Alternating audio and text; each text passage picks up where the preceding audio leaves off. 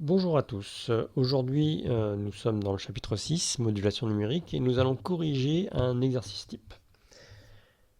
Les critères d'évaluation, ce sont les critères de réussite de l'exercice. Ils sont au nombre de 4. Identifier un type de modulation, c'est-à-dire déterminer si c'est une modulation d'amplitude, de phase ou de fréquence.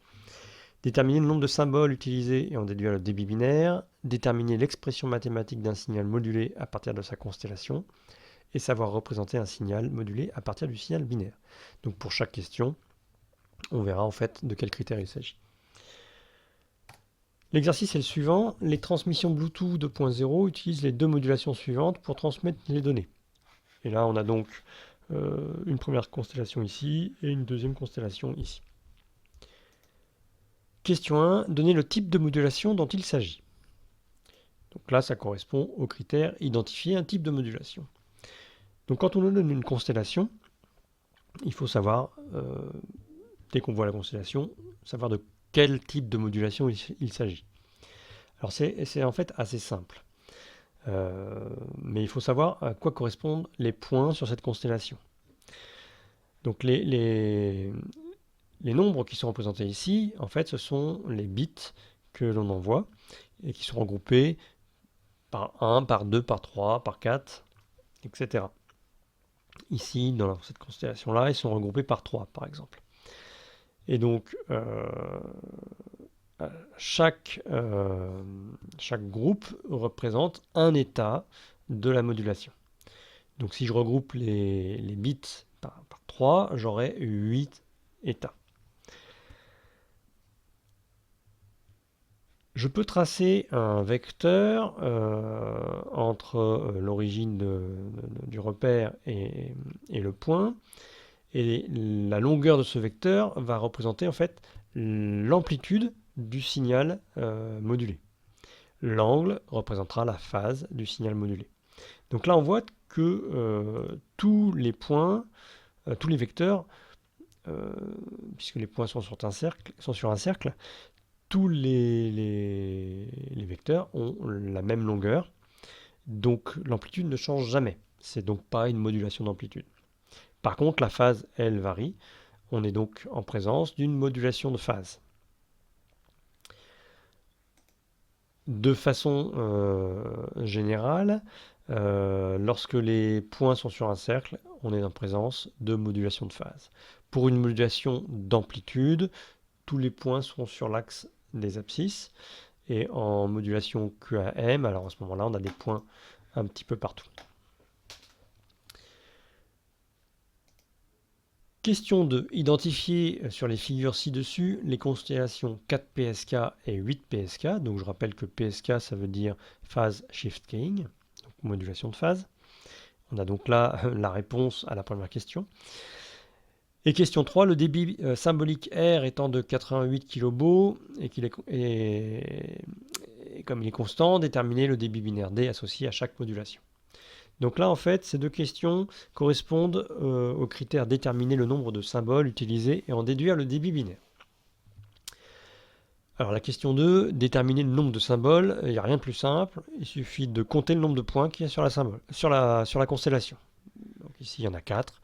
Il s'agit donc d'une constellation 4 PSK, encore aussi appelée QPSK. Sur la constellation de droite, on a une modulation, on a 8 points, donc une modulation 8 PSK. Pour la question 3, on peut se souvenir de la formule directement, mais le plus simple, c'est quand même de savoir la retrouver. Je pense que c'est le plus intelligent. Il y a quand même une formule qu'il faut savoir, c'est la formule du débit binaire. Le débit binaire, c'est 1 sur la durée d'un bit, 1 sur TB. Et le débit symbolique, c'est 1 sur la durée d'un symbole, 1 sur TS. Mais ça, ce sont deux formules qui sont relativement simples à retenir parce qu'elles sont assez logiques. Ce qui est assez logique aussi, c'est de connaître la relation qu'il y a entre TB et TS. TB, c'est la durée d'un bit. TS, c'est la durée du groupement de bits. Donc si j'ai 2 bits dans mon symbole, eh ben, la durée d'un symbole va être 2 fois la durée d'un bit. Si j'ai 3 bits, la durée d'un symbole, c'est 3 fois la durée du bit. Donc j'ai TS qui est égal à n fois TB, n étant le nombre de bits. Je vais mettre en fait cette expression dans l'expression de R et ça me donne ceci. Donc j'ai R qui est égal à D sur N et donc D égale N fois R. Alors on peut apprendre ça par cœur, mais je pense que c'est quand même bien de savoir le retrouver. C'est pas très long et au moins on est sûr de ne pas se tromper. Donc le débit binaire égale N fois, N étant le nombre de bits par symbole, N fois R. Pour la 4 PSK, on a donc D qui va être égal à 2 fois R, donc 2 fois 88, 176 kilobits par seconde. Et pour la 8 PSK, on aura D qui sera égal à D fois R, donc 264 kilobits par seconde. La question 4 est un petit peu plus compliquée parce qu'elle est aussi beaucoup plus mathématique. Elle correspond au critère déterminer l'expression mathématique d'un signal modulé à partir de sa constellation. Alors, il faut connaître, ça c'est du cours, il faut le connaître par cœur, l'expression mathématique d'un signal modulé en amplitude. En fait, on l'a ici, I de t fois AP cosinus d'oméga t. Il faut aussi connaître l'expression mathématique d'un signal modulé à partir de... l'expression mathématique d'un signal modulé en phase. C'est pas très compliqué, c'est un petit peu la même chose, sauf qu'au lieu de moduler l'amplitude, je viens moduler la phase. Là, ce qu'on nous demande ici, c'est de démontrer que finalement, la modulation de phase, c'est une double modulation d'amplitude en quadrature. Donc pour ça, on va faire appel à nos tables de trigonométrie. Et dans nos tables de trigonométrie, on trouve la formule suivante, cosinus de A plus B égale cos A cos B moins sinus A sinus B. Je vais donc appliquer cette formule dans le cosinus ici, et je vais trouver S de t égale somme de H de t moins KTS fois AP, cosinus d'oméga t cos phi, moins H de t moins KTS, AP, sinus d'oméga t, sinus phi.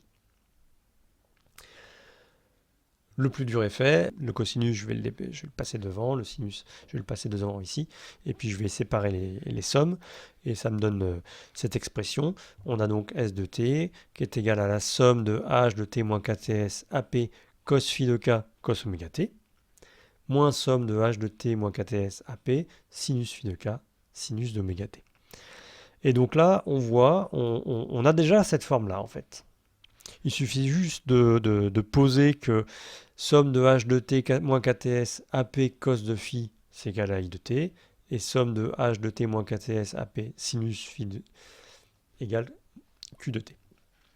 Et on obtient donc la forme S de t égale I de t cos d'oméga t moins Q de t sinus d'oméga t, en posant en fait I de t égale cette expression et Q de t celle-ci. Si on se rappelle la modulation d'amplitude, en fait, la modulation d'amplitude, I de t était égale à la somme de H de t moins KTS fois AK, le symbole. Et bien là, en fait, on trouve donc que AK égale cos de phi k. Et là, on aura aussi un nouveau symbole, BK égale sinus de phi k. Alors, je ne pense pas, quoique on ne sait jamais, mais je ne pense pas qu'à l'examen, vous ayez ce genre de calcul à faire. Néanmoins, on peut vous demander l'expression mathématique d'un signal modulé en phase ou d'un signal modulé en amplitude, et ça, il faut les connaître. Et il faut aussi se souvenir qu'un signal modulé en phase, finalement, c'est la même chose que deux signaux modulés en amplitude en quadrature. En quadrature, ça veut dire que je module un cosinus et je module un sinus.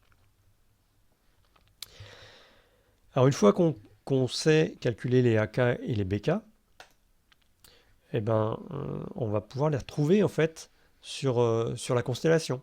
Par exemple, si je cherche les AK et les BK pour le symbole 00 en 4 PSK, je le trouve directement ici. Je vois, puisque phi vaut pi sur 4, AK vaut 1 sur racine de 2 et BK vaut 1 sur racine de 2. Donc ça va nous servir pour les questions suivantes. Question 5. Quelle est la valeur des symboles AK et BK lors de l'envoi du symbole 111 en modulation 8 PSK?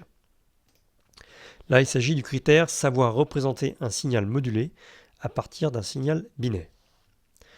Alors, pour savoir représenter le signal modulé à partir du signal binaire, il faut d'abord savoir trouver les AK et les BK. Donc, c'est ce qu'on va faire ici, au moins pour un symbole. Donc là, on cherche le symbole 111, il est ici, et on voit tout de suite que AK vaut 0 et que BK vaut -1, tout simplement. Question 6, et bien maintenant on va aller jusqu'au bout du processus. On a une séquence binaire, et on va déterminer les AK, les BK, le signal I de T, le signal Q de T, et par la même occasion, on représentera la durée d'un bit et la durée d'un symbole. Donc la première chose à faire, c'est de regrouper en fait les symboles, puisqu'on est en 8 PSK, il faut les regrouper par 3. On a donc des triplets de bits. Et ensuite, pour chaque triplet, eh ben, on va chercher sur la constellation la valeur des AK et la valeur des BK. Donc le premier, c'est 0, 1, 0. On le trouve ici. AK vaut -1, BK vaut 0. 0, 1, 1, 1, il se trouve ici. On a donc AK -1 sur racine de 2, BK -1 sur racine de 2. Troisième point, 1, 1, 0, AK vaut -1 sur racine de 2, BK 1 sur racine de 2. 0, 0, 1, AK vaut 1, BK vaut 0. Et 0, 0, 0, AK vaut 1 sur racine de 2, BK vaut 1 sur racine de 2. On peut représenter très facilement maintenant I de T et Q de T, puisque I de T, c'est finalement la valeur des AK, mais sous forme graphique. Donc on a d'abord -1 sur racine de 2, -1 sur racine de 2, +1 sur racine de 2. Et Q de T, correspond en fait graphiquement au BK. Donc on commence à 0, -1 sur racine de 2, +1 sur racine de 2, 0, 1 sur racine de 2. Donc on n'oublie pas de représenter la durée d'un bit et la durée d'un symbole. Donc puisque le débit symbolique est de 88 kB, le débit binaire est de 264 kilobits par seconde, ça nous donne la durée d'un bit de 3,8 microsecondes et la durée d'un symbole est 3 fois plus longue, donc 11 microsecondes. Alors il est peu probable qu'on vous demande de représenter le signal S de T pour une modulation 8 PSK.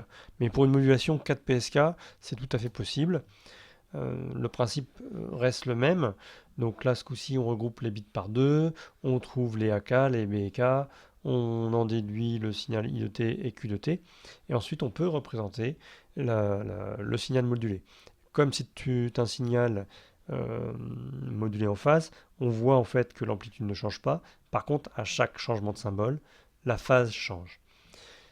Alors par contre là, dans l'exemple qui nous est donné ici, le signal S de T est faux, puisque pour le signal 0,1, pour le signal 0,1, on devrait être à une phase de -π sur 4, et là on n'est pas du tout à une phase de -π sur 4.